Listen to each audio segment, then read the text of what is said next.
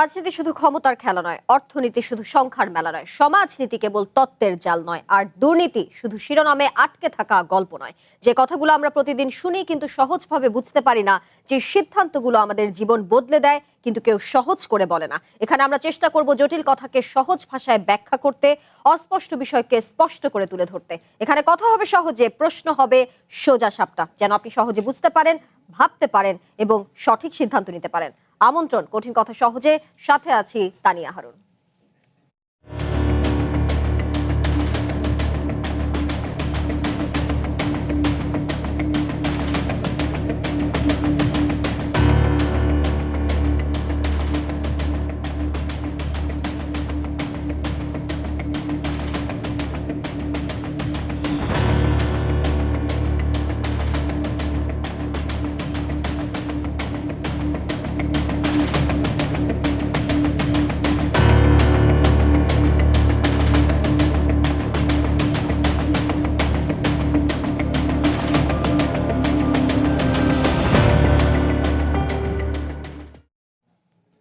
ঢাকা হচ্ছে ঢাকা, প্রিয়জনের সঙ্গে ঈদ করতে রাজধানী ছাড়ছে মানুষ। 1 কোটির বেশি মানুষ ঢাকা ছাড়বে।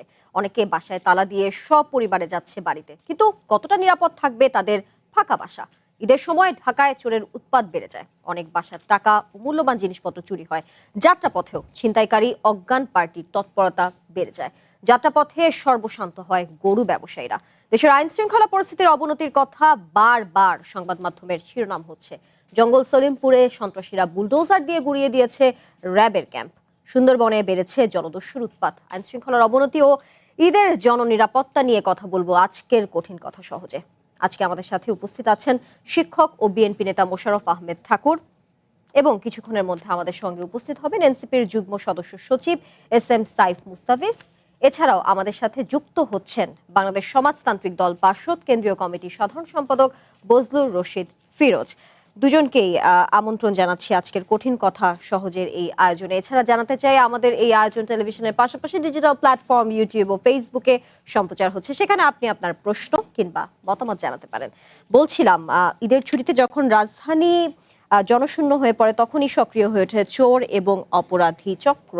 পুলিশ বলছে ঈদের ছুটিতে এবার 15,000 পুলিশের কড়া নিরাপত্তা থাকবে। প্রতি বছরই পুলিশের কড়া নিরাপত্তা থাকে, তারপরেও বেশ কিছু ঘটনা ঘটে। যেমন আজকের একটি ঘটনা বলতে চাই। ড্যামরায় র্যাব পরিচয়ে গার্মেন্টস ব্যবসায়ী থেকে 23 লক্ষ টাকা ছিনতাই হয়েছে। এবারে মানুষের ফাঁকা বাসা কতটা নিরাপদ থাকবে বলে মনে করেন? মোশাররফ হোসেন ঠাকুর, আপনাকে দিয়ে আজকের আলোচনা শুরু করতে চাই। ধন্যবাদ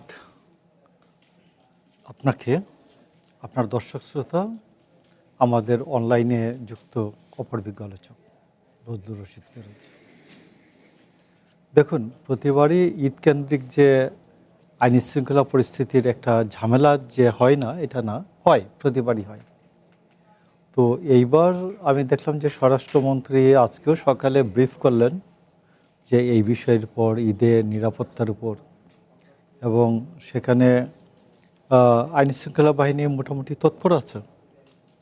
তো তারপরেও আমি আপনাকে বলি যে বাংলাদেশে যে জনসংখ্যার অনুপাতে যে পুলিশের সংখ্যা, এটা একেবারেই অপ্রতুল।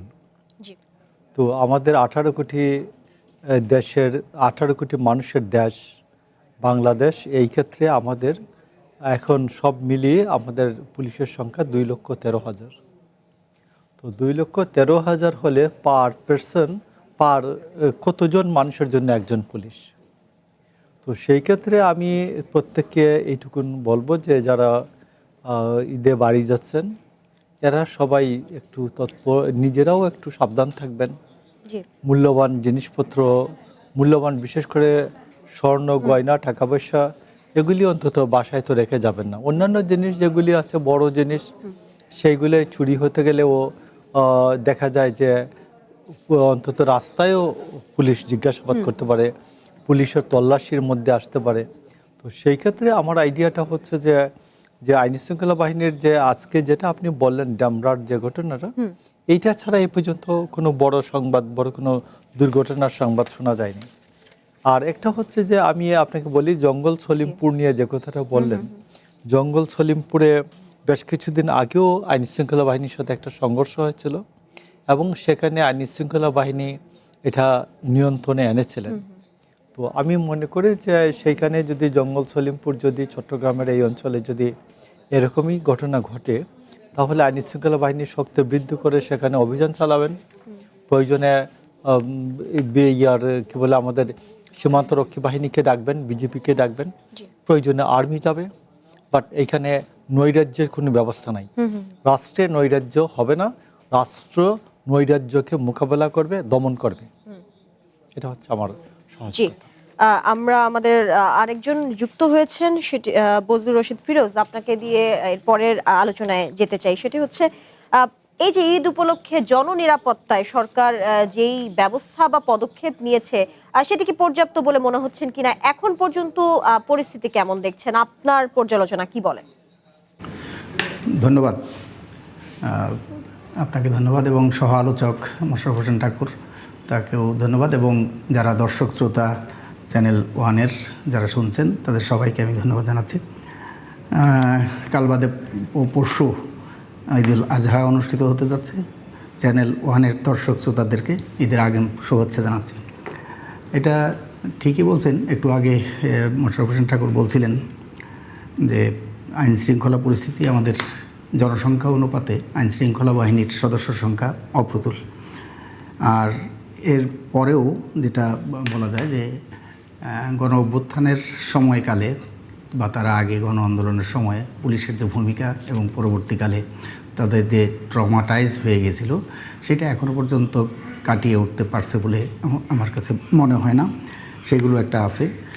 আর এর আগেও তো আইনশৃঙ্খলা পরিস্থিতির যে অবনতি সেটা দেখা যাচ্ছে বিভিন্ন জায়গায়, যখন মব কালচারটা চলতেছিল, মব চলছে। এর কয়েকদিন আগেও মিরপুরে শাহ আলী মাজার, সেখানে যে মব একটা হলো, তো সেগুলো নিয়ন্ত্রণের ক্ষেত্রে পুলিশ কিন্তু খুব একটা ভালো উল্লেখযোগ্য ভূমিকা রাখতে পারছে না। আর ঈদের সময় আসলে সেটা ঠিকই বলছেন যে গরুর হাটে, বিভিন্ন জায়গায়, শপিং মলগুলোতে, সেখানে যখন মানুষ যায় কেনাকাটা করার জন্যে, সেখানে ছিনতাইকারী, পকেটমার ইত্যাদি ইত্যাদি ঘটনা ঘটে। এবং আজকে যেটা বললেন ড্যামরার যে ঘটনা, র্যাবের পরিচয় দিয়ে 40 লক্ষ টাকা ছিনতাই করে নিয়ে গেছে। তো এইগুলো একটা মানে অন্য সময়েও হয়, তো এটা তারই, এটা নতুন কিছু না। কিন্তু এইবারে এই ধরনের ঘটনাটা অত খুব একটা বেশি শোনা যায় নাই ঈদকে কেন্দ্র করে, ঈদের বাজারকে কেন্দ্র করে। তো আমরা আশা করি আগামী যে 2 দিন আছে সেই সময়টা কালেও আইনশৃঙ্খলা যে পরিস্থিতি সেটা নিয়ন্ত্রণে রাখবে বলে আমরা আশা করতে পারি। এবং যেটা বলছেন যে বাসাবাড়ি ফাঁকা হয়ে যায়, অনেকে বাড়ি ঘরে চলে যায় এই বিশেষ করে এই কোরবানির ঈদের সময়, আত্মীয় স্বজন, পাড়া প্রতিবেশী তাদেরকে নিয়ে কোরবানি দেয়, সেগুলো নিজেরা ভাগ বটরা করে নেয়, তাদের সাথে একত্রে ঈদের আনন্দ ভাগাভাগি করে নেয়। তো সেই জন্য অনেক বাসা ফাঁকা থাকে। সেই ক্ষেত্রে পুলিশের যে টহল নজরদারি সেটা আরও বাড়ানো দরকার বলে আমি মনে করি। এবং সেগুলোর মধ্য দিয়ে আমাদের আইন শৃঙ্খলা পরিস্থিতি সেটা যাতে রক্ষা হয়, যেন মানুষের জানমালের যে নিরাপত্তা, সেই নিরাপত্তা বিধানে সরকার কঠোর ব্যবস্থা গ্রহণ করবে সেটা আশা করি। জি, নিশ্চয়ই। আমাদের সঙ্গে যুক্ত হয়েছেন এনসিপির যুগ্ম সদস্য সচিব SM সাইফ মুস্তাফিজ। আপনাকে আমন্ত্রণ জানাচ্ছি কঠিন কথা সহজের আজকের আয়োজনে।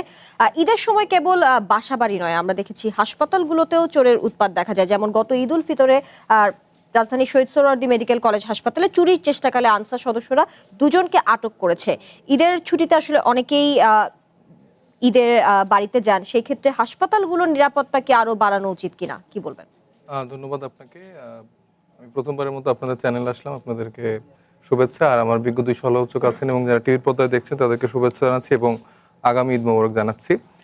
দেখুন, আসলে ঈদ কেন্দ্রিক যে আমাদের যাতায়াত ব্যবস্থা থেকে শুরু করে বা সার্বিক যে ব্যবস্থাপনাগুলো থাকে, সেখানে তো অনেক রকম ঝক্কি ঝামেলা থাকে এবং মানুষ যে এত কষ্ট করে তার গ্রামের বাড়িতে যাচ্ছে, শহরের বাসাগুলো খালি রেখে যাচ্ছে, তো সেক্ষেত্রে অনেক রকম মানে টেনশন নিয়ে কিন্তু যায়। আবার অনেকে আমরা দেখি যে সোনার গহনা, বা আমি দেখেছি যে আমাদের মা ফুপুরা যারা আছেন তাদের যেগুলো স্বর্ণালঙ্কার বা এগুলো আসলে নিয়ে যান, কারণ তারা কিন্তু সেই সেফ ফিলটা করে না। কারণ বাংলাদেশের যে প্রথাগত আমাদের শাসন কাঠামোতে যারা পুলিশ বাহিনী আছেন বা যারা আমাদেরকে আসলে নিরাপত্তা দিচ্ছেন, তাদের প্রতি কিন্তু আমাদের জনগণের সেই আস্থাটা নেই। এবং মানে স্বাধীনতা পরবর্তী সময়কাল থেকেই যতভাবেই হোক না কেন, আসলে আমরা বারবার বলি যে এখন যে আমরা বলি সংস্কারের কথা, পুলিশ সংস্কারের কথা, সেই জায়গাগুলো কখনোই আসলে আমলে নেওয়া হয়নি এবং সেই জটিলতার কারণে এই বাহিনীটির উপরে কখনোই আসলে মানুষ আসলে ওইভাবে ভরসা করতে পারছে না। এবং স্পেশালি লাস্ট 17 ইয়ার্স ধরে আসলে আওয়ামী লীগ যেভাবে পুলিশকে সাজিয়েছে, সেখানে আমরা দেখতে পাই যে পুলিশরাই অনেক সময় চাঁদাবাজি করে, তারাই অনেক সময় যে বিভিন্ন রকম দুর্ঘটনা ঘটায়। তো সেই জায়গা থেকে আপনি যে প্রসঙ্গ উল্লেখ করলেন যে হাসপাতালের আসলে সিকিউরিটি বৃদ্ধি করা যেতে পারে কিনা, হাসপাতাল কেন্দ্রিকও তো একটা মানে আরেকটা ওয়ার্ল্ড, মানে যেখানে আসলে মানুষ মানে যদি আমি সরকারি হাসপাতালগুলোর কথা বলি, সেখানে চিকিৎসা বাদে আমার মনে হয় যে আরো অন্য সবকিছু হয়তো বা হয়, কিন্তু প্রপার চিকিৎসা কিন্তু আমাদের সাধারণ জনগণ পায় না। যে পেতে হলে আপনার ভালো ভালো যেসব প্রাইভেট কি বলে হাসপাতালগুলো আছে সেখানে অথবা দেশের বাইরেই মানুষের শেষ অবস্থান হয়। তো সেই জায়গায় যেগুলো সরকারি হাসপাতাল আছে, আমার মনে হয় যে সরকার চাইলেই আসলে সম্ভব অনেক কিছু জটিলতা মেটানো, কিন্তু আমার মনে হয় না যে আসলে খুব বেশি কার্যকর হবে, কারণ আমাদের ভেতরে নিজেদের মধ্যে অনেক ভূত রয়েছে। জি, মোশাররফ আহমেদ ঠাকুর, গরুর হাট নিয়ে চাঁদাবাজির অভিযোগ উঠেছে। সন্ত্রাসী চাঁদাবাজিদের সঙ্গে সংশ্লিষ্টতা পাওয়া গেছে, রাজনৈতিক যেই বিষয়গুলো তাদের নেতাকর্মীদের সংশ্লিষ্টতা পাওয়া গেছে। বিএনপি এবং অঙ্গ সংগঠনের নেতাকর্মীদের বিরুদ্ধে এমন অভিযোগ আছে, অনেকে আবার আটকও হয়েছেন। তৃণমূলের এই নেতাকর্মীদের আসলে নিয়ন্ত্রণ করা যাচ্ছে না কেন? একটা বড় ফ্যামিলি হলে কিছু দুষ্ট বাচ্চা থাকে, ওর জন্য আপনি শাসন করবেন। তো একটা বিএনপির যে পরিমাণ লোক বহিষ্কার হয়েছে, বাংলাদেশে বহু রাজনৈতিক দল আছে, এই পরিমাণ লোক সমর্থক তাদের নাই। তো এখন আমার যেহেতু একটা বড় রাজনৈতিক দল এবং সেইখানে দীর্ঘদিন আন্দোলন সংগ্রামে ছিল, বিভিন্ন ধরনের লোকজন ইনভলভ হয়েছে, বিভিন্ন কারণেও ইনভলভ হয়েছে। একটা হচ্ছে ওই সময় শেখ হাসিনা সরকারের নির্যাতনের কারণে ইনভলভ হয়েছে কেউ কেউ। এখন যেটা হচ্ছে যে বিএনপি তৃণমূল পর্যায়ে হোক আর বড় পর্যায়ে হোক, যারা কোনো আমাদের র্যাঙ্ক অ্যান্ড ফাইলের মধ্যে যারা আছে, যেন আমি আপনাকে বলি আমাদের ওয়ার্ড কমিটি আছে, ইউনিয়ন কমিটি আছে। তো ওয়ার্ড কমিটি যদি 50-51 জনের হয়, ইউনিয়ন কমিটি যদি 71 সদস্য হয়, এবং থানা উপজেলা যদি 101 সদস্যের হয়, তো এর বাইরে হাজার হাজার লোক আমাকে ভোট দেয় নাই, ভোট দিয়েছে, তো সমর্থক আছে আমার। আমি এই সমর্থকের বিরুদ্ধে তো আমি ব্যবস্থা নিতে পারি না। এই ব্যবস্থাটা নিবে আইন শৃঙ্খলা বাহিনী। তো সেই ক্ষেত্রে আইন শৃঙ্খলা বাহিনী, আমরা গিয়া কাউকে কোনো চাঁদাবাজকে কোনো থানার থেকে ছুটিয়ে নিয়ে আসছি, এই নজির আছে কিনা, এটা হলো মূল কথা। এবং যেখানে বিএনপির কোনো র্যাঙ্কে আছে বা ফাইলে আছে, নাম আছে বিএনপিতে, এদের নামে অভিযোগ উত্থাপিত হলে আমরা অ্যাকশন নিচ্ছি কিনা, এটা হলো আরেকটি কথা। তো সেই ক্ষেত্রে এর বাইরে লোক আছে। বিএনপি একজন অপকর্ম করে প্রথম তো অন্য দল বলবে না, আওয়ামী লীগ তো আর বলবে না, সে প্রথম বাঁচার জন্য বিএনপির নামই বলবে, আর নইলে আমার অপোজিশনের নাম বলবে, যে যারা একটু ক্ষমতা আছে, যাদের কথা পুলিশ শুনে বা যাদের কথা বলে একটু রক্ষা পাওয়া যায়। তো এই জন্য আমি আপনার বলছি যে এটা গরুর হাটের এটা গেলো। আর দ্বিতীয় নম্বর, যে বাংলাদেশের যে পুলিশের যে অবস্থাটা, আমি মনে করি পুলিশের পারফরমেন্স একেবারে যে খারাপ তা না। তো আপনি এই যে ঘটনাটা এই যে ঘটলো, যে একটা বাচ্চা রেপের, যে এটা 6 ঘন্টার মধ্যে পুলিশ ধরতে পেরেছে। কিন্তু সেই ক্ষেত্রে না আমি কথাটা শেষ করে পয়েন্টটা মেক করি। আপনি বিখ্যাত একজন আমাদের বুদ্ধিজীবী ছিলেন এবং সিএসপি। বাংলাদেশে এলো এই প্রথম touchless RAK sensation water closet. আসফউদ্দৌলা, তিনি বলতেন যে বাংলাদেশে যদি মানুষকে শিক্ষিত করতে হয়, তাইলে সমগ্র জমি জিরাত যা আছে এগুলো সব স্কুল বানাই দেন, সমাধান হবে না। বাংলাদেশের মানুষকে চিকিৎসা দিতে হলে সমস্ত জায়গা, ধানের জমি যা আছে সব হাসপাতাল বানাই দেন, তাও এটার সমাধান হবে না। তো এইরকম একটা জনবহুল রাষ্ট্রে যে খুব বেশি আশা করা, এটা তাও ধীরে ধীরে মানুষ ধীরে ধীরে শিক্ষিত হবে এবং মানুষ যত সচেতন হবে সমস্যাটা তত কমবে। সেই ক্ষেত্রে আপনি যেই শিশু রামিসার হত্যাকাণ্ড নিয়ে যাকে গ্রেফতার করা হয়েছে, সোহেল রানা অভিযুক্ত, তার কথা বলছেন। আবার এমনও অভিযোগ হয়েছে, গতকালকে আমি আমার কঠিন কথা সহজেই আলোচনা করছিলাম আমাদের সেখানে অতিথি ছিলেন তাদের সঙ্গে, যে একজনকে আটক হয়েছে ওই একই 2-3 মাসের ঘটনায়, এমন 11 জনের বিরুদ্ধে এই অভিযোগ আছে, হত্যা বা ধর্ষণের বা ধর্ষণ চেষ্টার অভিযোগ আছে, তাদেরকে এখনো গ্রেফতার করা হয়নি। কেবল রামিসারটা গ্রেফতার হয়েছে, সেটি নিয়ে তো আছেই। সেই ক্ষেত্রে প্রতিবাদের হয়তো সোচ্চার ছিল, সেই ক্ষেত্রেও হতে পারে, সেটিও কারণ হতে পারে, কিন্তু বাকিদেরকে এখনো আসলে গ্রেফতার করা হয়নি। আপনি যে এই প্রসঙ্গ নিয়ে বলছিলেন, তাই আমি একটু যুক্ত করলাম এই বিষয়টি। বজলুর রশিদ ফিরোজ, আপনার কাছে আসতে চাই। গরুর হাট নিয়ে চাঁদাবাজির অভিযোগ এসেছে, সংঘর্ষের ঘটনাও ঘটছে। চাঁদাবাজি বন্ধে আইন শৃঙ্খলা বাহিনীর তৎপরতা কতটা দেখতে পাচ্ছেন? ধন্যবাদ। যেটা বলতে চাই যে গরুর হাট নিয়ে ইতিপূর্বেও বিভিন্ন সময়ে বিগত দিনগুলোতে এই ধরনের চাঁদাবাজি, সন্ত্রাসী কর্মকাণ্ড সেগুলো হয়। নিজের দলের অভ্যন্তরেই সেখানে কে প্রভাব বিস্তার করবে এবং কে হাট ইজারা নেবে সেগুলোকে কেন্দ্র করে এই ধরনের সন্ত্রাস চাঁদাবাজি হয়। তো সেটা নির্মূলের ক্ষেত্রে খুব একটা যে মানে ভালো উদ্যোগ না নিলে সেটা নির্মূল করা যাবে না। এবারেও দেখলাম যে ছেলের নামে ইজারা নিয়ে বাবা সেখান থেকে হাসিলের যে টাকা, সেই টাকা বাড়তি টাকা, যে নির্ধারিত রেট আছে তার থেকে বাড়তি টাকা নিচ্ছে সেখানে। সেই বিষয়গুলো আছে, এইগুলো চলমান, সেগুলো চলতেছে।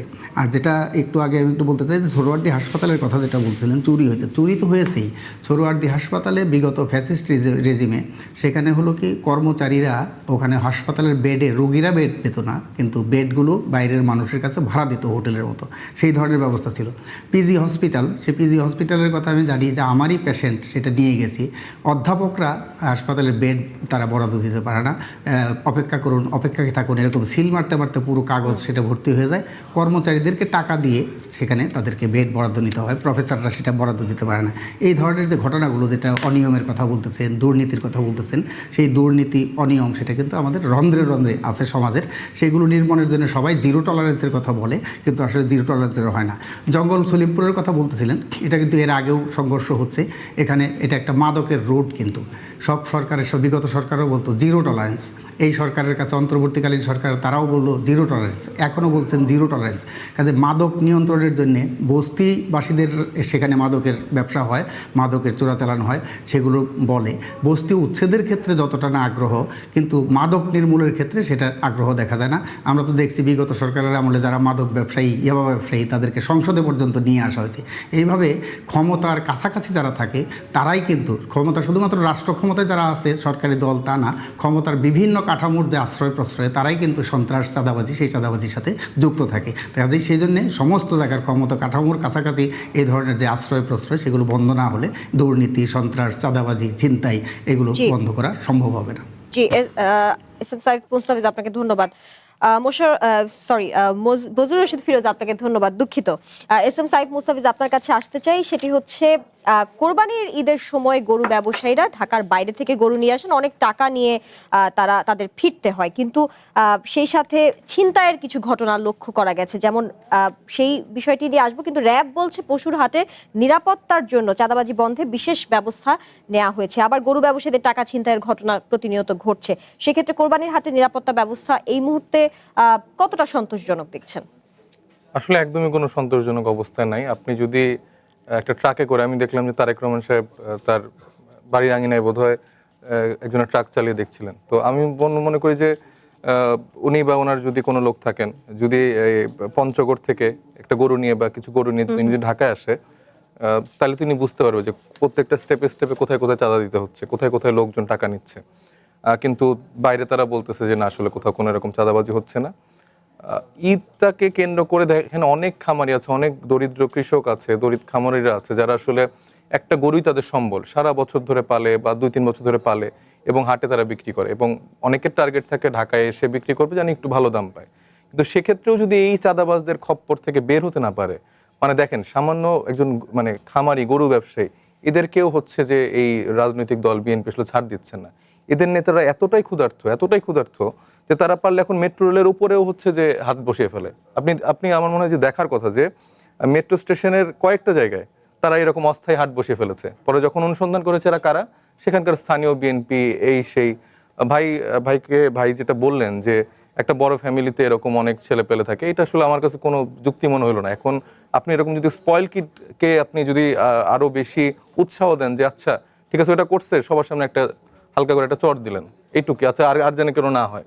তো এই শাসন তো বাংলাদেশের মানুষ দেখতে চায় না। আপনি যত বড় পরিবারই হন না কেন, আপনি আপনার পরিবার নিয়ে যদি আপনি বাংলাদেশের জনগণের ক্ষতি করেন, তাহলে ভাই আপনার এই পরিবারের থেকে নাত পরিবার থাকা ভালো। আপনার এত দলের বড়াই করে আপনি প্রত্যেকটা হাট মাঠ সব দখল করে চাঁদাবাজি করতেছেন এবং এটা বড়াই করে আবার বলতেছেন যে না এটা আসলে করা সম্ভব। এটা তো খুবই আনফরচুনেট। মানে আপনারা আপনাদের ভুল ত্রুটিগুলো একসেপ্ট করতে শিখেন, একসেপ্ট করে বলেন যে এটাকে আমরা আসলে সমাধান করব। বাংলাদেশ মানুষ খুব বেশি কিছু আসলে আমাদের থেকে এক্সপেক্ট করে না, তার এটাই চাই যে আমরা যে প্রবলেমগুলো হচ্ছে সেটাকে একটু অ্যাড্রেস করব, সেটা একটু সলভ করার জন্য কাজ করব। কিন্তু সেটার দায়টাও যদি আমরা না নিতে পারি, বারবার আমরা যদি দায় সারা ভাই বলি না এটা তো হতেই পারে, এটা তো 17 বছর ধরে হয়েছে, তাহলে আমরা একটু কেন করব না, ইন্টিম গভর্নমেন্টের টাইমে অমুক্ত করছে, ইউনুস তো খারাপ, তমুক তো খারাপ। তা আপনি যদি সব খারাপের সাথে কম্পারিজন করে আপনিও আর একটা খারাপ হইতে চান, তাইলে ভাই বাংলাদেশের মানুষ কেন এত কষ্ট করলো, কেন আসলে এই প্রাণগুলো ঝরালো? তো আপনি গরুর হাট বলেন, আপনি যা যা বলেন, প্রত্যেকটা জায়গায় আপনি যদি হাটগুলা দেখেন, আমি আরেকটা রিপোর্ট দেখছিলাম না, শুধুমাত্র কেরানীগঞ্জের হাট থেকেই মানে সরকার কত পরিমাণ রাজস্ব আসলে হারাচ্ছে। এখানে যে এবার হাটের যে ইজারা দেওয়া হয়েছে এটা কোনো রকম দরপত্র ছাড়াই অনেককে দিয়ে দেওয়া হয়েছে। এই যে মানে একটা পারিবারিককরণ, দলীয়করণ, মানে বিএনপি পুরো দেশ কেমন হচ্ছে যে তাদের একদম বাপদাদার সম্পত্তি, মানে দিবি না মানে কেন, এখানে অন্য কোনো কেউ আসলে এখানে পার্টিসিপেট করতে পারবে না, একটা নামমাত্র মূল্য দিয়ে হাট নিয়ে নিব এবং হাটে যে খামারিরা আছে তারা সেখানে সাফার করতেছে, যারা কিনতে যাচ্ছে তারা সাফার করতেছে, মাঝখান দিয়ে তারা এগুলো লাভ করছে। আমি বুঝলাম না মানে বিএনপির কি কাজ এই মধ্যস্বত্বভোগীদের টাকাগুলো আসলে নিজের পকেটে নেওয়া, নাকি তিনি আসলে সরকারে আসছেন বাংলাদেশের মানুষকে একটু স্বস্তি দেওয়ার জন্য?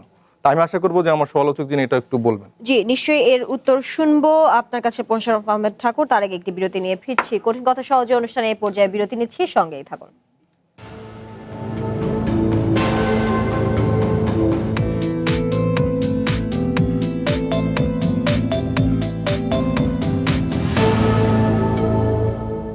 আবারও স্বাগত কঠিন কথা সহজে অনুষ্ঠানে। মোশাররফ আহমেদ ঠাকুর যেমনটা এস.এম. সাইফ মুস্তাফিজ কিছু প্রশ্ন রেখেছেন, নিশ্চয়ই সেগুলোর উত্তর দিবেন। সেই সাথে একটু জানতে চাই, জঙ্গল সলিমপুর দুর্গম পাহাড়ি ভূপ্রকৃতি, যেটি আসলে বলা হয় গভীর রাতে অতর্কিত এসে যে গুলি চালানো হয়, র্যাবের ক্যাম্প গুড়িয়ে দেওয়া হয় বুলডোজার দিয়ে। বর্তমানে সেখানে 20 থেকে 25 হাজার বাড়ি আছে, যাতে অন্তত 1 থেকে 1.5 লাখ মানুষের বসবাস, যদি আমি ঠিক বলে থাকি। বাইরের কেউ এখানে প্রবেশ করতে পারে না। বাইরের কেউ যদি প্রবেশ করতে চায় তাহলে সেখানে প্রয়োজন হয়, তার জন্য প্রয়োজন হয় প্রবেশপত্র। আসলে একটু জানতে চাই এই পরিস্থিতি আসলে কেন হলো? আপনার এই প্রসঙ্গে আসার আগে একটু কথা বলি। বিএনপি বাংলাদেশকে বাপদাদার সম্পত্তি মনে করে না। বিএনপি বাংলাদেশকে জমিদারি, আব্বার জমিদারি মনে করে না। এই জন্য অন্যদেরকে ভোট না দিয়ে বিএনপিকে ভোট দিয়েছে। বিএনপিকে এই জন্য ভোট দিয়েছে, মানে বিএনপিকে এবং অন্যদেরকে 6টা আসন দিয়েছে আর বিএনপিকে 2/3 মেজরিটি দিয়েছে। তো কথা বলার সময় কথা বলার সময় একটু ম্যাপে বলতে হবে। কথা বলার সময় ম্যাপে বলতে হবে। তো চাঁদাবাজি তো যাদের ক্ষমতা আছে ওরা চাঁদাবাজি করে, এবং চাঁদাবাজি ওরা সবসময় ক্ষমতার সাথে থাকে।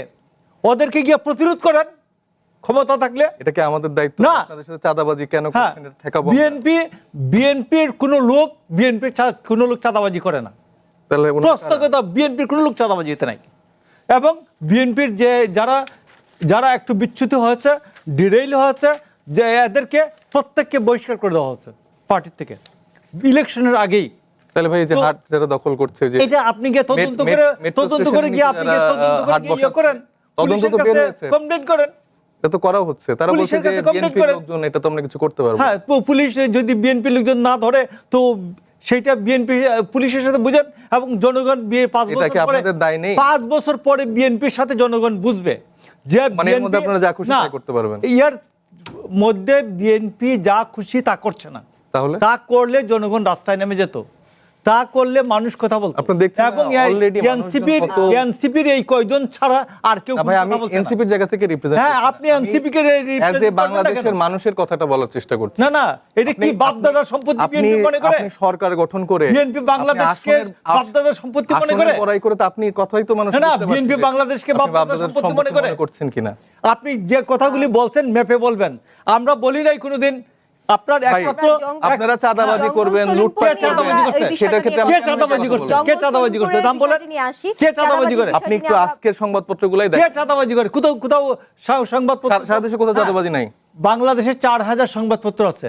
আমি আপনার নামে কালকে যা খুশি লিখে দিতে পারি, যে কোনো। তাহলে সারা দেশে কোথাও চাঁদাবাজি হচ্ছে না? চাঁদাবাজি পিকআপগুলা যে নিয়ে আসতেছে সেখানে কেউ আগামী ইহকাল লোকজন কোথাও কোনো ব্যবসা করতেছে না। আবহমান কাল ধরে চলে আসতেছে এবং এটা পার্ট অফ আপনার এটা পার্ট চলবে এখনো, এবং এটা বৈধ, কারণ যেহেতু আপনারা না এইটা আস্তে আস্তে আপনারা শেষ করতে হবে, 2/3 majority এইটা আস্তে আস্তে শেষ করতে হবে। তো 2/3 মেজরিটি নিলেই তো বাংলাদেশ ইজারা নেওয়া হয় না যে আমার কথার বাইরে কেউ চলবে না, আমার কথার বাইরে, বিএনপির কথার বাইরে অনেকেই চলে, সরকারের কথার বাইরে অনেকেই চলে, পুলিশের সাথে অ্যালায়েন্স করে, পুলিশের সাথে যোগাযোগ করে, চাঁদা তোলা অনেকেই চাঁদাবাজি করে।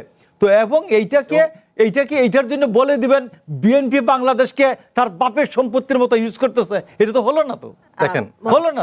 আমি যদি একটু পারমিশন একটু 1 মিনিট একটু অ্যাড করতে চাই। জি, 1 যে দেখেন, মিনিটে শেষ করবেন। আমার সমালোচক কিন্তু নিজেই বলছেন যে যেহেতু অন্যদের আর কোনো কেউ সিট দেয় নাই, তোমরা 6টা সিট পেয়েছো, তোমরা কেন এত কথা বলবা?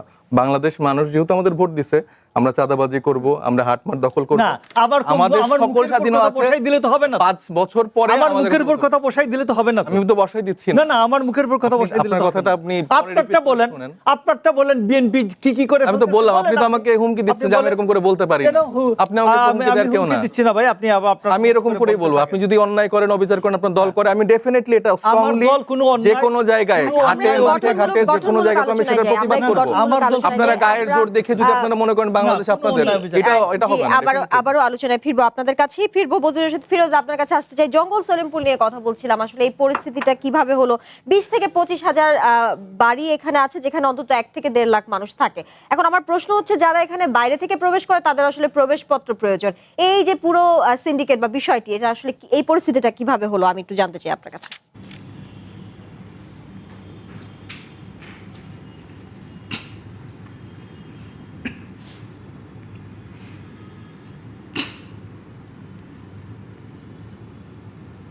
বজলুর রশিদ ফিরোজ, নিশ্চয়ই আপনি আমাকে শুনতে পাচ্ছেন। আমি আপনার কাছে জানতে চাচ্ছিলাম, জঙ্গল সলিমপুরের যে পুরো পরিস্থিতিটা, এই বিষয়ে যে 20 থেকে 25 হাজার বাড়ি রয়েছে, সেখানে 1 থেকে 1.5 লাখ মানুষ থাকে, এখানে ওই এলাকার মানুষ ব্যতীত অন্য কেউ সেখানে প্রবেশ করতে পারে না, প্রবেশ করতে হলে প্রবেশপত্র প্রয়োজন। এই যে পুরো পরিস্থিতিটা আসলে কিভাবে হলো, শুরুতে এটা একটু জানতে চাই। বজলুর রশিদ ফিরোজ নিশ্চয়ই আমাকে কোনো যান্ত্রিক কারণে হয়তো শুনতে পাচ্ছেন না। আমি একটু মোশাররফ আহমেদ ঠাকুর, আপনার কাছে আবার আসতে চাই, কিছু বলবেন কিনা এই বিষয়ে?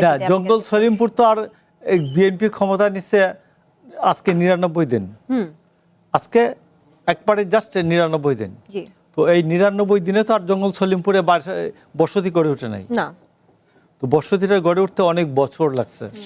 তো এই বসতি, এখানে 1.5 লাখ মানুষ থাকে, 1.5 লাখ মানুষকে গিয়ে মেরে ফেলা যায় না।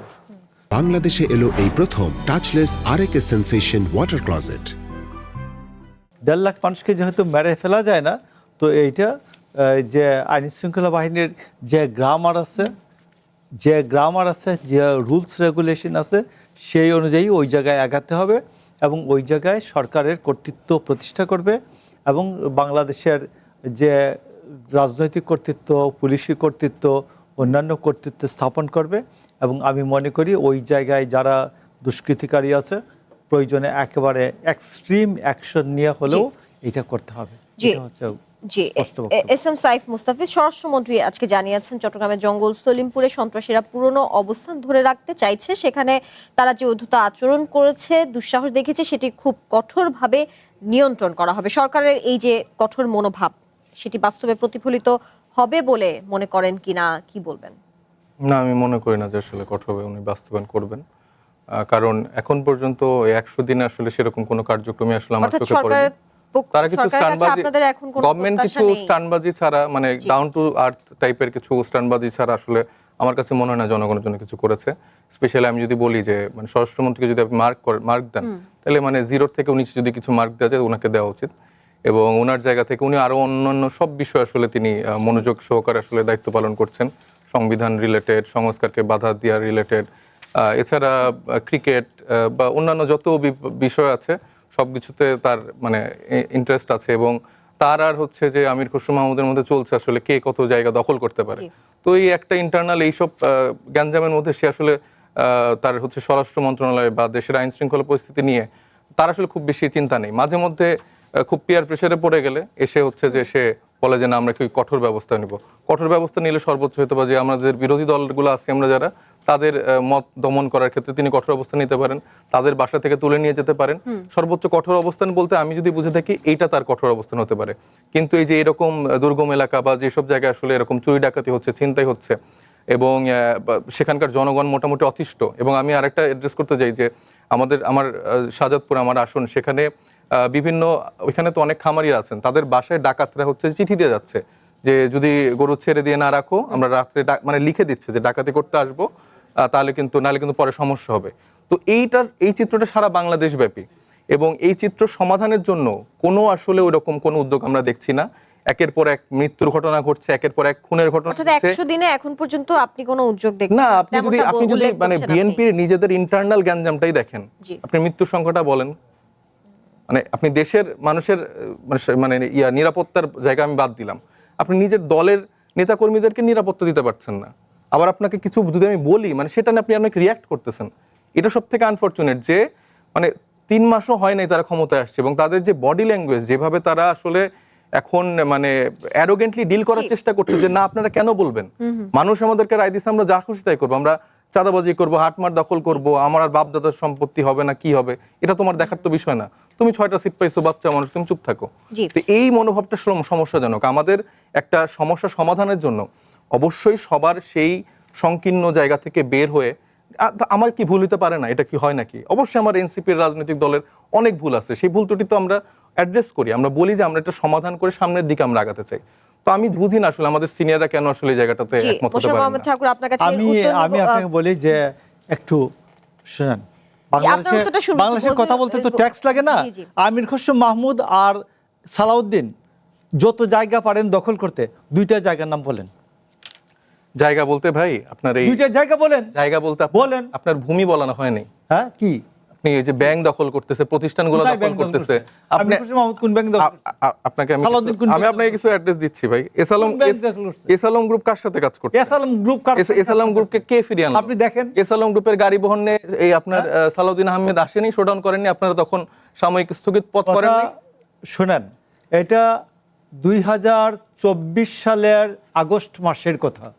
সেইখানে উনি তার সাথে সে কিভাবে কানেক্টেড হলো? তো ওই গাড়িতে উঠছে, এই জন্য এই সালাউদ্দিন সব জায়গা আমি চিনি না জানি না, আমি ইন্ডিয়া থেকে শিলং থেকে যখন দেশে আসলাম, আমি আউট অফ নোয়ার হচ্ছে যে এসালমের গাড়িতে উঠে আমি গাড়ি ভর নিয়ে ঘুরলাম, আবার আপনারা তাহলে স্থগিত করলেন কেন পথটার?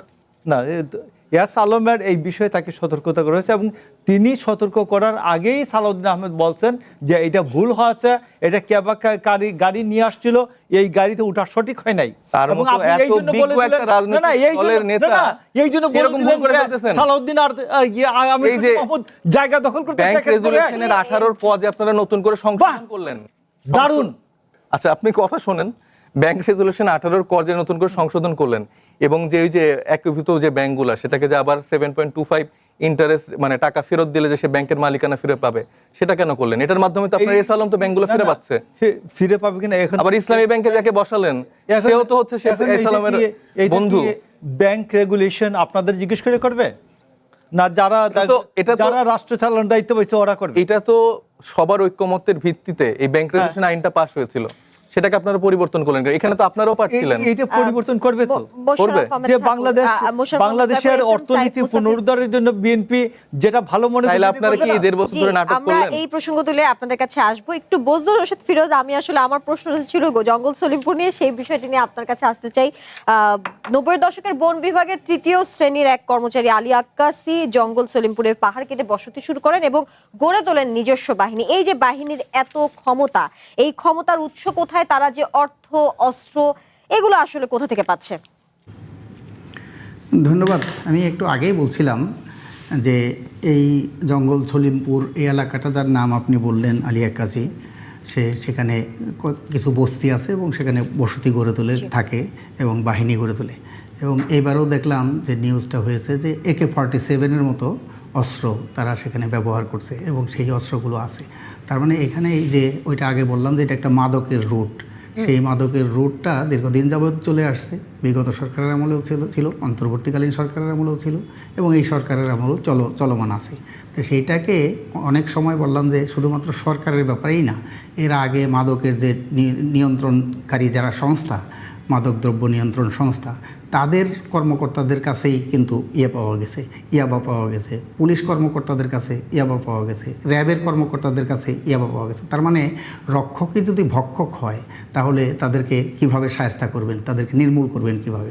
এবং বললাম যে বিগত সরকারের সময় তো ইয়াবা বদি, তাকে তো সংসদেও নিয়ে আসা হয়েছিল। তাহলে সেই জন্যেই বলছি যে রাষ্ট্র ক্ষমতার কাছাকাছি যারা থাকে, ক্ষমতা কাঠামোর আশ্রয়ে প্রশ্রয়ে, শুধুমাত্র সরকার না, সরকারি দল না, বিভিন্ন ক্ষমতা কাঠামো যারা আছে তাদের আশ্রয়ে প্রশ্রয়ে কিন্তু এই সমস্ত মাদকের যে ব্যবসায় সেগুলো চলে, এবং তাকে কেন্দ্র করেই প্রভাব প্রতিপত্তি ভাগ বাটোয়ারা সেগুলোকে কেন্দ্র করে এই ধরনের যে সন্ত্রাসী কর্মকাণ্ড সেই কর্মকাণ্ডগুলো পরিচালিত হয়। তাহলে সেইটার জন্যে সরকারের পক্ষ থেকে, রাষ্ট্রের পক্ষ থেকে একটা কঠোর পদক্ষেপ নেওয়া, এবং সে যেই হোক না কেন দল পরিচয়হীনভাবেই, দল নিরপেক্ষভাবে তাদের বিরুদ্ধে ব্যবস্থা গ্রহণ করতে হবে। সে কোন দলের লোক, কোন কর্মী, কোন দলের কর্মী সেটা বড় ব্যাপার না, সে সন্ত্রাসী, সে মাদক ব্যবসায়ী, সে দুর্নীতিবাজ, তাদের বিরুদ্ধে ব্যবস্থা গ্রহণ করতে হবে। সেটা না করলেই কিন্তু এটা নির্মূল করা, মুখের কথায় তো আর সেটা হবে না। কঠোর তৎপরতা প্রয়োজন। আমরা আবারও আলোচনায় ফিরবো, একটি বিরতি নিয়ে ফিরছি। কঠিন কথা সহজে অনুষ্ঠানে এই পর্যায়ে আবারও বিরতি নিচ্ছি, সঙ্গেই থাকুন।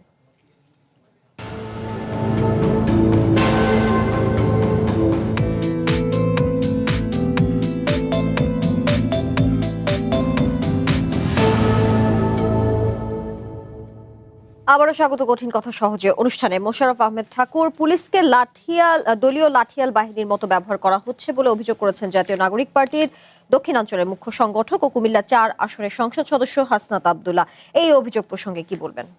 উনি অভিযোগ করতেই পারেন, ওনার মুখ আছে, উনি বলতে পারে বাংলাদেশে কথা বললে ট্যাক্স লাগে না, আর বাংলাদেশে যদি অসত্য কথা বলার জন্য তেমন কোনো পেনাল কোডের সেকশন নাই, আর আপনার বিরুদ্ধে মানহানিকর কথা যদি বলি এটা 501 থেকে 506 পর্যন্ত, এটার তেমন কার্যকারিতা নাই পেনাল কোডের। তো এই জন্য আমি বলি যে হাসনাত আব্দুল্লাহ উনি বলতেই পারেন, যেমন আমাদের সাইফ মুস্তাফিজ খুব ভালো ছেলে, তারপর সে বলে দিছে যে ওনারা দুইজন আমির খসরু মাহমুদ চৌধুরী আর ওনারা দুজন একের পর এক জায়গা দখল করছেন। না বলে দিছেন, এবং এটার জন্য যে আপনি যে কোন ব্যবস্থা নেবেন, আপনি কিন্তু বললে মিসকোট করছেন। জায়গা বলতে আপনি যেটা বলছেন আমি খুব হয়ে এই কথাটা বলছি। জায়গা বলতে কিন্তু বোঝানো হয় না, জায়গা বলতে কিন্তু তো বলেন নাই। এই যে আপনারা বিসিবি দখল করছেন, বিভিন্ন বোর্ড দখল, জায়গা দখল, আপনি তো বলছেন জায়গা দখল, তো আমি বলছি এখন জায়গা না জায়গা দখল বলছেন না, যে এখন বলে আমরা রেকর্ডটা টেনে শুনাই, আপনি একদম স্পষ্ট করছি। আবার জায়গা দখল বলতে উনি কি জায়গা দখল করতে যাবেন নাকি? এখন আমি আপনাকে বলছি, যেমন ধরুন আমি আপনাকে বলি যে বাংলাদেশে 54 বছরে, বাংলাদেশে 54 বছর না, 1947 সালের পর থেকে এই অঞ্চলে যে স্বরাষ্ট্রমন্ত্রীদের যে ক্রাইটেরিয়া হওয়া উচিত, স্বরাষ্ট্রমন্ত্রী তিনিই হবেন। বেসিক্যালি এসপিরা হচ্ছে জেলার চিফ প্রসিকিউটর, ফিরোজ ভাই জানেন কিনা, এসপিরা হচ্ছেন জেলার চিফ প্রসিকিউটর 1, এবং বেসিক্যালি ন্যাশনালি স্বরাষ্ট্রমন্ত্রী হচ্ছেন বেসিক্যালি সবচেয়ে বড় প্রসিকিউটর। তার দায়িত্ব হচ্ছে অপরাধীদেরকে ধরবেন, আদালতে সুপর্দ করবেন, মুভ করবেন, তার প্রসিকিউটরদের মধ্যে দিয়ে তার জন্য সাজা হয়, আদালত সাজা দেবেন। তো বাংলাদেশে আমি গত 54 বছরে মিলাইয়া দেখছি, যারা স্বরাষ্ট্রমন্ত্রী হয়েছেন, সিআরপিসি বুঝেন, পেনাল কোড বুঝেন, এভিডেন্স অ্যাক্ট বুঝেন, 3টা আইন খুব ভালো করে বোঝার দরকার হয়। এইরকম স্বরাষ্ট্রমন্ত্রী ছিল না। আপনি বাংলাদেশের যে কোনো ইতিপূর্বে যারা স্বরাষ্ট্রমন্ত্রী হয়েছেন, বেঁচে আছেন, মরে গেছেন, আইনের ডাইকা জিজ্ঞেস করেন, সালাউদ্দিন আহমেদ পেনাল কোডের 511টা ধারা মুখস্থ বলতে পারে, সিআরপিসির 565টা ধারা মুখস্থ বলতে পারে, এভিডেন্স অ্যাক্ট পুরাটা মুখস্থ বলতে পারে। তো সালাউদ্দিন আহমেদ স্বরাষ্ট্রমন্ত্রী হিসেবে যোগ্য না, তার পারফরমেন্স 0। আমাকে শুনতে হবে। তো কে কারে স্বরাষ্ট্রমন্ত্রী বানাইলে ভালো হবে এই পার্লামেন্টে? ইয়াকে নাসিরুদ্দিন পাটোয়ারি স্বরাষ্ট্রমন্ত্রী বানাইলে ভালো হবে, যে খিস্তি খেয়ে উড় কাটে? তো এই জন্য আমি আপনাকে বলছি যে হাসনাত আব্দুল্লাহ উনি বলেছেন, ভালো করেছেন, ওনাকে আরও বলার সুযোগ দিন। আবার জামায়াতের পক্ষ থেকেও বলা হয়েছে যে বিএনপি সরকার ভাগ বাটোয়ারার রাজনীতিতে এতটাই ব্যস্ত যে দেশের জনকল্যাণে আসলে তারা কার কাজ সাথে করছে। ভাগ বাটোয়ারাটা করছে, যদি উনি এমনটা উল্লেখ অপোজিশন, করেছে, এই জন্য বলা উনি হয়েছে। অপোজিশন, তো ভাগ বাটোয়ারা তো ওনাদের সাথে করছে, জামাতের সাথে। তো ওই ভাগ বাটোয়ারা না করে ওনারা কথা বলুন, পার্লামেন্টে কথা বলুন, রাজপথ আছে রাজপথে কথা বলবেন। তবে আমি মনে করি এই পর্যন্ত যতদূর জি। যে ভাগ বাটোয়ারার কোনো রাজনীতি চলছে না। জি, এস এম সাইফ মুস্তাফিজ, বিরোধী দল হিসেবে আপনারা সরকার কিভাবে সহযোগিতা করছেন বা করবেন বলে আপনার মনে হয়, বা আইন শৃঙ্খলা পরিস্থিতি নিয়ন্ত্রণে আসলে সরকারের ভূমিকা এই মুহূর্তে কি হওয়া উচিত, কি বলবেন? জি ধন্যবাদ। দেখুন আসলে বিরোধী দলের জায়গা থেকে ধরেন আমরা প্রথম থেকে বলে আসছি যে আমরা আসলে সরকারকে সহযোগিতা করতে চাই, মানে আগের সময়গুলোর মতো যে সরকারকে সব বিষয় বিরোধিতা, এটা আসলে আমাদের কখনো ইন্টেনশন না। কিন্তু যেই সরকার শুরু থেকে আসলে বাংলাদেশের মানুষের সাথে প্রতারণা করছে এবং যেই গণভোটের গণরায়কে তারা আসলে উড়িয়ে দিলেন বা সংস্কারগুলোকে বাধা প্রদান করলেন, বা যেসব অধ্যাদেশগুলো আসলে গুরুত্বপূর্ণ, মানে আপনি জানেন যে গুম কমিশন, তারপরে মানবাধিকার অধ্যাদেশ থেকে শুরু করে প্রত্যেকটা জায়গা যেভাবে আসলে তারা এটাকে নেগলেক্ট করে বাতিল করে দিলেন। তো এবং বারবার বলছেন যে আরো কঠিনভাবে আনবেন, কিভাবে কঠিনভাবে আনবেন সেটা আসলে সময় বলে দেবে কতটা কঠিন হবে। কিন্তু আনফরচুনেটলি এই জায়গাগুলো তো বাংলাদেশের মানুষ প্রতারিত হয়েছে, এবং আমরা তো সেই জায়গা থেকে আমাদের সংসদে বলি, সেখানে আমরা প্রতিবাদ জানিয়েছি, রাজপথে আমাদের জানাতে হচ্ছে। আমাদের কেউ চাইনি যে 100 দিনের মধ্যে আসলে এরকম একটা মুখোমুখি পরিস্থিতি দাঁড় হয়ে যাক। কিন্তু দিন শেষে তো আমরা বাংলাদেশের মানুষের জন্য রাজনীতি করছি, তাদের জন্য কথা বলছি। তো তাদের বিপক্ষে গেলে আমরা শেষ সময় অবশ্যই প্রতিবাদ জানাবো।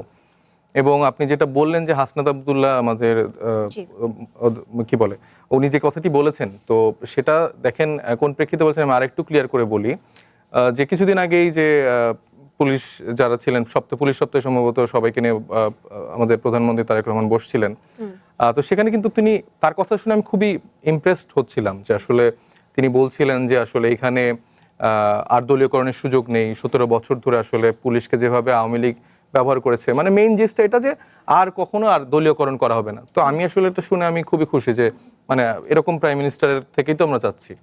তারপরে আমি দেখতে পেলাম যে ঢাকা রেঞ্জের ডিআইজি যিনি, তিনি তার 20 মিনিট বক্তব্যের মধ্যে 17 মিনিট ধরে মানে একদম আদর্শিক জায়গা থেকে একজন ছাত্র, আমার মনে ছিল যে একদম তরুণ একজন ছাত্র নেতা বক্তব্য রাখছেন, এবং সে প্রায় 17 মিনিট ধরে কিভাবে তিনি শহীদ প্রেসিডেন্ট জিয়াউর রহমান, তারেক রহমান, বেগম খালেদা জিয়া এবং তাদের দলের আদর্শিক জায়গা থেকে নিজেকে ধারণ করেন, এবং কিভাবে তিনি সাফারার হয়েছেন, বিভিন্ন জায়গায় ওএসডি করা হয়েছে, এটা সেটা করা হয়েছে, এবং এখন যে আসলে তাকে দলীয়ভাবে সর্বোচ্চ মূল্যায়ন করা হচ্ছে এবং সেই যে আসলে রিজার্ভ করে, এটা বললেন। তো একদিকে আমাদের প্রধানমন্ত্রী বললেন যে দলীয়করণ হবে না, আবার তার আদর্শের জায়গা থেকে হতে পারে, আমি বিভিন্ন দলের মানুষের মানে প্রত্যেকে তো একটা রাজনৈতিক অধিকার আছে, দল করতে পারে, কিন্তু তিনি যখন তার 20 মিনিট বক্তব্যের মধ্যে 17 মিনিট ধরে এই বক্তব্য রাখছেন, আপনি বুঝতে পারবেন যে বাংলাদেশের পুরো পুলিশ কাঠামোটা কিভাবে ঢেলে সাজানো হচ্ছে। আপনি আবার এটাও দেখবেন যে ঢাকার যিনি এসপি আছেন, তিনি আমাদের একজন সংসদ দলের আমার বন্ধুদের স্ত্রী। তো এই যে এভাবে দলীয়করণ হচ্ছে, পারিবারিককরণ হচ্ছে, পুলিশ আবার সেভাবে আসলে তাদের মতো করে ব্যবহার করা হচ্ছে, লাঠিয়াল বাহিনীর মতো করে ব্যবহার করা হচ্ছে বিরোধী দলকে। আপনি জানেন যে ঝিনাইদহে পুলিশের কার্যক্রম কিরকম ছিল, ঠিক আওয়ামী লীগ যেভাবে আসলে কার্যক্রমগুলো করতো, আমরা দেখতে পেলাম যে আমাদের বিএনপির বন্ধুদের থেকেও সেরকম। তো এটা তো আসলে নতুন বাংলাদেশে আমরা কেউ আশা করি না। আমরা চাই যে তারা আমাদের জন্য একটা সেফ স্পেস তৈরি করবে, যেখানে আমরা গঠনমূলক সমালোচনা করব, যেখানে আমরা তীব্র প্রতিবাদও করব তাদের ভুলগুলোর জন্য, এবং তারাও সেটা শুধরে নিয়ে আমলে নিয়ে একসাথে সুন্দর বাংলাদেশ করার জন্য কাজ করবে। এবং তিনি যে বারবার বলছেন যে দখল হচ্ছে না, আমি দু একটা এক্সাম্পল দিই। আমি একটু বিসিবি, আমি অন্য সব বাদ দিলাম, আমি জাস্ট সিলি একটা ছোট একটা জায়গার কথা বলি, যে বিসিবি নির্বাচন যেটা 2026, সেখানে বিনা প্রতিদ্বন্দ্বিতায় নির্বাচিত পরিচালকদের চূড়ান্ত তালিকা, আপনি একটু নামগুলো জাস্ট শোনেন। মির্জা ফয়সাল আমিন, উনি হচ্ছে মির্জা ফখরুল ইসলাম আলমগীরের ভাই। আব্দুল কাইম চৌধুরী, তিনি হচ্ছেন সিলেট জেলা বিএনপি সভাপতি ও সিটি কর্পোরেশন প্রশাসক। মিনহাজুল আবেদিন নানু, সাবেক অধিনায়ক। মঈন উদ্দিন চৌধুরী, শহীদুদ্দিন চৌধুরী অ্যানি পরিবারের সদস্য, বিএনপি নেতা। সাইদ বিন জামান, বিমান ও পর্যটন প্রতিমন্ত্রী রশিদুজ্জামান মিল্লাতের ছেলে। আব্দুল্লাল ফুয়াদ, জামালপুর 5 আসনের বিএনপির এমপির ওয়ারেস আলীর ভাই। মীর শাকরুল আলম সীমান্ত, স্থানীয় সরকার প্রতিমন্ত্রী মীর শাহ আলমের ছেলে। এরা হচ্ছে বিনা প্রতিদ্বন্দ্বিতায় যাচ্ছে। আর যেই বাবার আরো ভালো যোগ্য সন্তানরা আছে, তারা তো কারা আছে আপনি জানেন, সালাউদ্দিন আহমেদের সন্তান আছেন, তারপরে আমির খসরু মাহমুদের সন্তান আছেন, এই যেগুলো তো দখল করা। উনি হয়তো ভাবছে যে হাটমাট দখল করা, ওনারা তো এত ছোট জায়গায় যাবে না, ওই ছোট জায়গায় তার নেতাকর্মীরা যাবে, ওনারা যাবে এইসব প্রতিষ্ঠানগুলো দখল করার জন্য। তো আপনি দেখেন একটা সামান্য বিসিবি বাংলাদেশে এলো এই প্রথম touchless RAK sensation water closet. সেই জায়গায় মানে আওয়ামী লীগ আমলেও আমি দেখি নাই যে এত মানে পারিবারিককরণ করা হয়েছে। মানে ওনারা এটা যেটা সত্যি বলেছে সেটা হচ্ছে যে তারা দলীয়করণ করবে না, কিন্তু এটা আসলে বলে নাই যে তারা পারিবারিককরণ করবে না, অ্যাকচুয়ালি তারা পারিবারিককরণ করছে। এবং সব মিলিয়ে বাংলাদেশের প্রেক্ষাপট কোন দিকে দাঁড়াচ্ছে, আমি আমার সমালোচকের কাছে আমি ওনাকে শ্রদ্ধা করি, আমি একটা কোশ্চেন রাখতে চাই যে আমাদেরও খুব পছন্দের যে অ্যানি ভাই, আমাদের যিনি মন্ত্রী অ্যানি ভাই, ওনার হচ্ছে যে বাৎসরিক আয় উনি হচ্ছে তার হলফনামায় দেখিয়েছেন 47 লাখ টাকা। আমি গতকালকেই বা আজকেই দেখলাম যে তিনি হচ্ছে যে বেশ আয়োজন করে গরু কিনতে গিয়েছে 32 লাখ টাকা দিয়ে। তাহলে আমার আসলে এই অঙ্কটাও আমি একটু মিলাতে চাই যে একটা মানুষের বাৎসরিক আয় যদি 47 লাখ টাকা থাকে, আউট অফ নোয়ার 3 মাসের মধ্যে ক্ষমতায় এসে তিনি কিভাবে ঈদের কোরবানি 32 লাখ টাকা দিয়ে দিচ্ছেন। আপনার এই অঙ্কের সমাধান নিশ্চয়ই মোশাররফ আহমেদ ঠাকুর দিবেন। তার আগে একটু বজলুর রশিদ ফিরোজ আপনার কাছে আসতে চাই। আইন শৃঙ্খলা পরিস্থিতি নিয়ন্ত্রণে সরকারের যে ভূমিকা সেটি নিয়ে আলোচনা করছিলাম, কেমন কঠোর হওয়া উচিত, কি ধরনের পদক্ষেপ এই মুহূর্তে নেওয়া আসলে সবচেয়ে জরুরি বা অগ্রাধিকার পাওয়া উচিত, রাজনীতি অপরাধের এই যোগসূত্র আসলে ভাঙতে কি ধরনের পদক্ষেপ প্রয়োজন, সব মিলিয়ে আমি ধরুন 3টি পদক্ষেপ নিয়ে আপনার কাছে জানতে চাই। ধন্যবাদ। আমি শুনছিলাম আমাদের সহ আলোচকদের কথা। এখানে পুলিশ বাহিনীর কথা বলছেন, তো তারা আইন শৃঙ্খলা রক্ষার দায়িত্বে আছেন। তো আইন শৃঙ্খলা রক্ষাকারী বাহিনী, পুলিশ বাহিনী, এটা পরিচালিত হচ্ছে কোন আইন দ্বারা? সেই ব্রিটিশ আমলের 1861 সালের যে আইন অধ্যাদেশ, সেই অধ্যাদেশে কিন্তু এই পুলিশ বাহিনী পরিচালিত হচ্ছে। তার মানে ব্রিটিশ এখান থেকে চলে গেছে, পাকিস্তান চলে গেছে, বাংলাদেশের 55 বছর এই আইনের কোনো পরিবর্তন হয় নাই, কোনো সংস্কার হয় নাই। তার মানে ব্রিটিশরা এই দেশে এই পুলিশ বাহিনী গড়ে তুলেছিল, তারা তাদের লাঠিয়াল বাহিনী হিসাবে পুলিশকে ব্যবহৃত করবে। যেহেতু তাদের উদ্দেশ্য ছিল সেই রকম, সেই আইনের সংস্কার না হওয়ার কারণে পাকিস্তান আমলে পাকিস্তানের সরকার এবং বাংলাদেশ আমলে যেই সরকারগুলো ক্ষমতায় এসেছে তারা তাদেরকে সেই একই উদ্দেশ্যেই কিন্তু এই পুলিশ বাহিনীকে ব্যবহার করে আসছে। তো সেই জন্য এই পুলিশ আইনের সংস্কার ছাড়া এই 1861 সালের সেই মান্দাতার আমলের আইন দিয়ে পুলিশ বাহিনী পরিচালিত হলে এই পুলিশ বাহিনী দিয়ে আসলে আইন শৃঙ্খলা রক্ষা সেটা করা যাবে না। জনগণের যে নিরাপত্তা, জানমালের নিরাপত্তা, সেটা বিধান করা যাবে না। সেটা একটা বড়। আমরা আলোচনা শেষ পর্যায়ে একটু 1 মিনিটে শেষ করবেন। যেমন ধরেন এই যে এখানে জননিরাপত্তার কথা আলোচনা হলো, আইন শৃঙ্খলা পরিস্থিতির কথা আলোচনা হলো। আমি শুধু একটা কথা বলতে চাই, এখানে জননিরাপত্তা তো দূরের কথা, দেশেরই তো এখন নিরাপত্তা নাই। এখন অন্তর্বর্তীকালীন সরকারের সময়ে নির্বাচনের 3 দিন আগে মার্কিন যুক্তরাষ্ট্রের সাথে যে বাণিজ্য চুক্তি করে গেল, সেই চুক্তির শর্ত অনুযায়ী বাংলাদেশের স্বাধীনতা, সার্বভৌমত্ব এবং জাতীয় নিরাপত্তা সেইটাই মারাত্মক হুমকির মুখে। আমার এই যে সরকারি দলের বন্ধুরা এবং বিরোধী দলের বন্ধুরা, তারা কিন্তু এইটা নিয়ে কোনো টোর শব্দটা করতেছে না। তাহলে সেই জন্যেই যেখানে দেশেরই নিরাপত্তা নাই, জাতীয় নিরাপত্তা নাই, সেখানে জননিরাপত্তা নিশ্চিত করবে কিভাবে, সেই প্রশ্নটা রেখে আমি শেষ করলাম। ধন্যবাদ। মোশাররফ আহমেদ ঠাকুর একটু কমেন্ট করতে চাই, যেটা হচ্ছে যে 10 সেকেন্ডে আমাদের দল থেকেও কিন্তু আজকে অফিসিয়ালি জানানো হয়েছে যে আমাদের দলকে কোনোভাবে জানানো হয়নি, এবং বর্তমানে যিনি পররাষ্ট্রমন্ত্রী, বিএনপির যিনি পররাষ্ট্রমন্ত্রী, তিনি মূলত এই কাজটা করেছেন। তো দেশকে কিভাবে আসলে চালাচ্ছেন বা কিভাবে আসলে সমঝোতাগুলো হচ্ছে, আশা করি উনি জানাবেন। আর একটা খুব গুরুত্বপূর্ণ বিষয়, সরকার বিরোধী কন্টেন্ট ঠেকাতে এনটিএমসির নতুন প্রযুক্তি ক্রয়ে অনুমোদন করা হয়েছে 95 কোটি টাকা।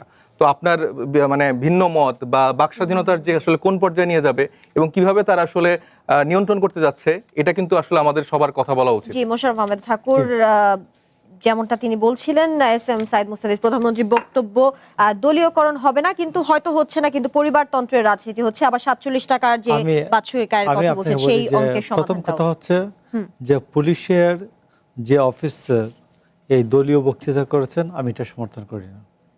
প্রথম কথা হচ্ছে এটা আমি সমর্থন করি না। এবং যারা মাঠে ঘাটে রাজনীতি করে আসছেন, জনগণের কাছে বক্তৃতা করে আসছেন, 17 বছর পুলিশের লাত্তিউসটা খেয়ে আমরা কাটিয়েছি যারা, আমরা পুলিশের এই দলীয় বক্তব্যটা আমি সমর্থন করি না। এটা বিপ্লবের বক্তৃতা হতে পারে না, এটা হারুনের বক্তৃতা হতে পারে না। প্রথম কথা হচ্ছে আমি এটার সাথে একমত নই, নাম্বার 1। নাম্বার 2 হচ্ছে যে আমি আপনাকে ছোট এনির বক্তব্য, এনি যদি শুনে থাকেন, আমি মনে করি এনির দায়িত্ব মন্ত্রী হিসাবে এটার আনসার করা। একটা ছোট্ট বিষয় ক্লারিফিকেশন আছে, সেটা হচ্ছে গুমের অলরেডি 2টা আইন আছে। পেনাল কোডে অ্যাবডাকশন আছে, অপহরণ, জি জি জি। আর ইয়েতে 2013 সালের হেফাজতে মৃত্যু নিবারণ আইন আছে। আমি একটা সিম্পল একটা কেস বলি। রাত্রে 2টার সময় সাদা পোশাকে একটা লোককে ধরে নিয়ে গেল এবং পরের দিন রাত্রে 11টায় রাস্তার পাশে ওই লোকটার লাশ পাওয়া গেল। এখন তাকে অ্যাবডাকশন বলবেন না অপহরণ বলবেন না হেফাজতে মৃত্যু আইন একদম বলবেন? শেষ পর্যায়ে। এখন এর মধ্যে শেষ যদি পর্যায়ে একটা বল। গুম হয়, গুম আইন করেন, তাহলে এটা ওভারল্যাপিং হবে এবং হাইকোর্টে একবার যাওয়ার মাত্র এটা স্কোয়াশ হয়ে যাবে। জি, এই জন্য গুম আইনটা করতে গেলে অনেক জি, চিন্তা ভাবনা করে এক্সপার্ট অপিনিয়ন নিয়ে করতে হবে। সময় স্বল্পতার জন্য আমাদের এই আজকে শেষ ব্যাখ্যাগুলোই হচ্ছে। আওয়ামী লীগ সময় আসলে আপনাদের দেয়া হয়েছে, তিনজনকেই দিয়ে বলেছে আসলে ধন্যবাদ এইভাবেই। আজকে আমাদের কিছু সময় দেওয়ার জন্য। আলোচনা নিশ্চয়ই চলমান থাকবেই। আজকের মতো এখানেই শেষ করছি। আমরা চেষ্টা করেছি জটিল বিষয়গুলোকে সহজ করে বলতে, কারণ সুশাসন, সুব্যবস্থা, গণতন্ত্র টিকে থাকে প্রশ্নে, আর পরিবর্তন আসে বোঝাপড়ায়। সময় এখন আপনার ভাববার, প্রশ্ন করার। কাল আবারও দেখা হবে। শুভরাত্রি।